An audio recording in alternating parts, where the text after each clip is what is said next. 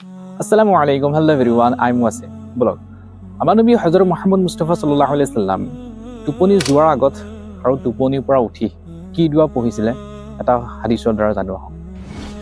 বুখাৰী শৰীফৰ হাদিছ আন আবি যাৰ ৰাদিয়াল্লাহু তাআলা আনহু قال كان النبي صلى الله عليه وسلم اذا اخذ مضجعه من الليل قال اللهم باسمك اموت واحيا فاذا استيقظ قال الحمد لله الذي احيانا بعدما اماتنا واليه النشور. It means when the Prophet Muhammad Mustafa sallallahu alaihi wasallam would lie on his bed at night, he would say, Allahumma bismika amutu wa ahya. And when he would wake up, he would say, Alhamdulillahi alladhi ahyana ba'dama amatana wa ilayhin nushur.